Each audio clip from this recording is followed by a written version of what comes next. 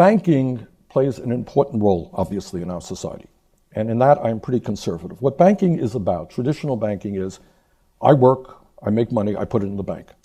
I get a guaranteed interest rate. The bank then invests money into the economy. What has happened in recent years is something radically different. Wall Street, instead of being the grease for the economy, taking money in and getting it out to small businesses, medium-sized businesses, what Wall Street has become is an island unto itself, where its goal is to make as much money as it can in however way that it can do it. And I don't want to, again, try to be, too dramatic here. I happen to believe that the business model of Wall Street is fraud and deception. And as you know, recently you pick up the papers every single day, there's another large bank that is fined, reaches a settlement with the government.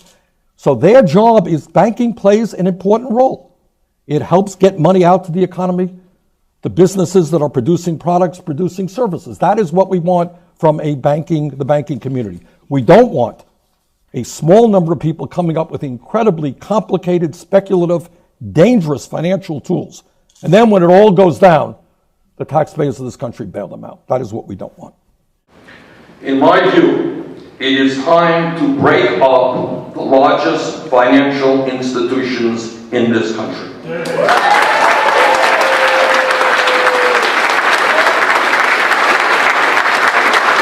Wall Street cannot be an island unto itself, gambling trillions in risky financial instruments while expecting the public to bail it out.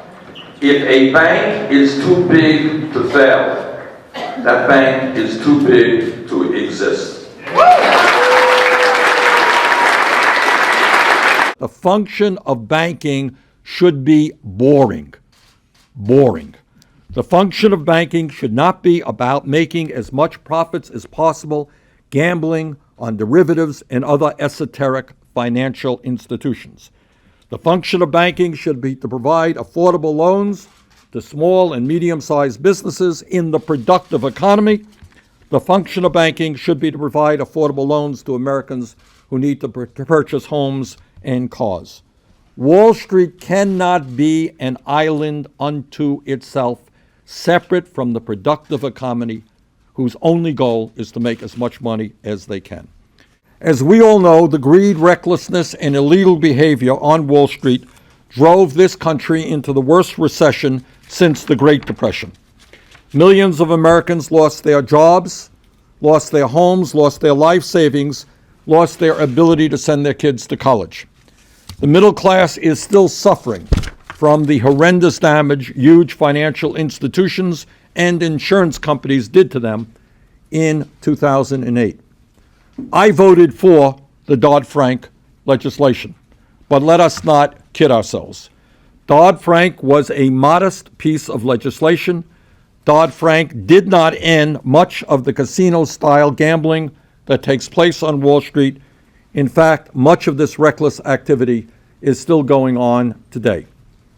It seems like almost every day we read about one giant financial institution after another being fined or reaching settlements for their reckless, unfair, and deceptive activities. Can't pick up a paper without reading about one scandal after another. In fact, since 2009, huge financial institutions have paid $176 billion in fines and settlement payments for fraudulent and unscrupulous activities. Bank of America has paid over $57 billion. J.P. Morgan has paid over $31 billion, and Citigroup has paid over $12 billion in fines and settlements. Bank of America has been fined for foreclosure abuses, selling toxic mortgage-backed securities, LIBOR manipulation, and currency rigging, among other things. It should make every American extremely nervous that in this weak regulatory environment, the financial supervisors in our country and around the world are still able to uncover an enormous amount of fraud on Wall Street and other financial institutions to this very day. I fear very much that the financial system is even more fragile than many people may perceive. This huge issue simply cannot be swept under the rug. It has got to be addressed. During the financial crisis of 2008, the American people were told that they needed to bail out huge financial institutions because they were too big to fail. Yet today, three out of the four largest financial institutions in this country, J.P. Morgan Chase, Bank of America, and Wells Fargo, are 80% larger than they were on September 30th, 2007, a year before the taxpayers of this country bailed them out. So we bailed out the largest financial institutions in this country because they were too big to fail, and today 3 out of the 4 largest are now much, much larger than they were when we bailed them out. Incredibly, during that time, J.P. Morgan Chase has increased its assets by more than $1 trillion, Bank of America by more than $500 billion, and after Wells Fargo acquired Wachovia, it has more than tripled its size. In other words, if any of these financial institutions were to fail again, the taxpayers of this country would be on the hook for another bailout, perhaps even larger than the last one. We must not allow that to happen. No single financial institution should be so large that its failure would cause catastrophic risk to millions of Americans or to our nation's economic well-being. No single financial institution should have holdings so extensive that its failure would send the world economy into crisis. If an institution is too big to fail, it is too big to exist, and that is the bottom line. And let's be clear, the reason we are here today is not just because of the danger these institutions pose to taxpayers. That unto itself is an enormous issue. But there is another issue as well. The enormous concentration of ownership within the financial sector is hurting the middle class and damaging the economy by limiting choices and raising prices for consumers and small businesses.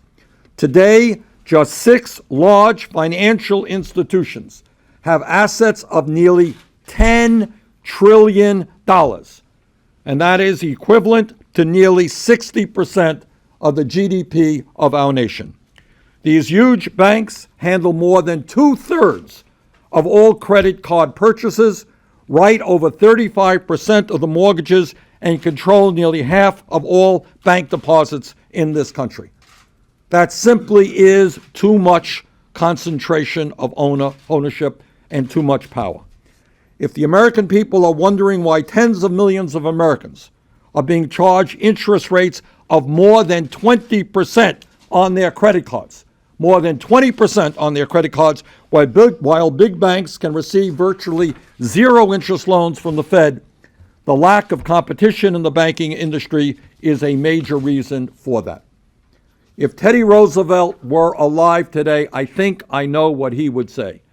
And what he would say is, these financial institutions are simply too big. We have got to break them up, and he would be right. The bill that I am introducing today with Congressman Brad Sherman would require regulators at the Financial Stability Oversight Council to establish too big to fail list of financial institutions and other huge entities whose failure would pose a catastrophic risk on the United States economy without a taxpayer bailout. This list must include, but is not limited to, J.P. Morgan Chase, Bank of America, Citigroup, Goldman Sachs, Wells Fargo, and Morgan Stanley.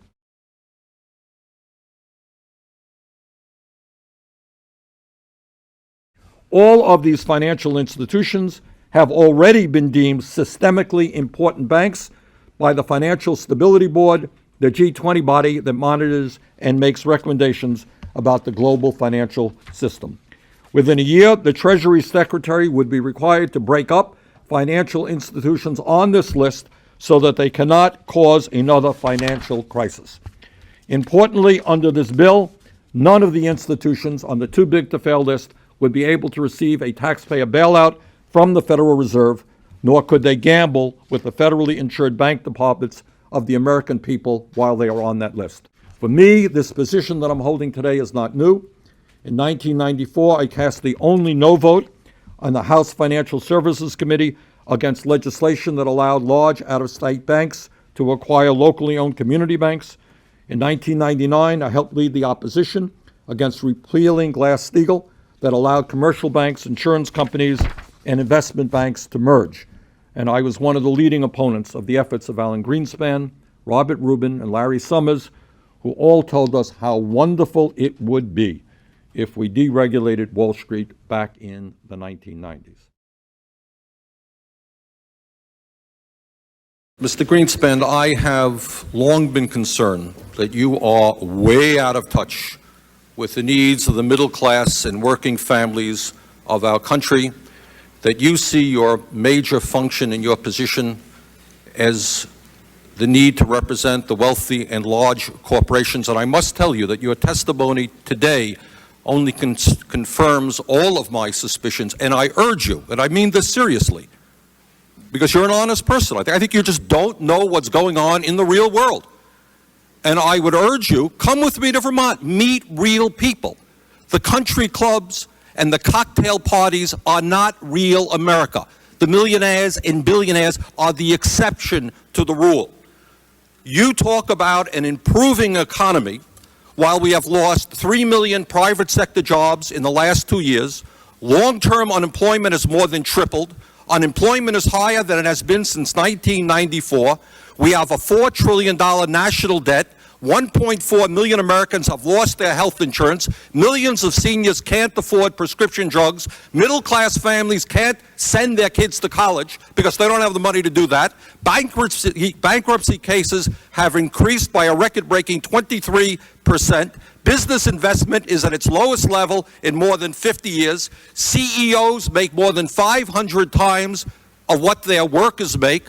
The middle class is shrinking. We have the greatest gap between the rich and the poor of any industrialized nation, and this is an economy that is improving. I hate to see what would happen if our economy was sinking. Now, today, you may not have known this. I suspect that you don't, but you have insulted tens of millions of American workers.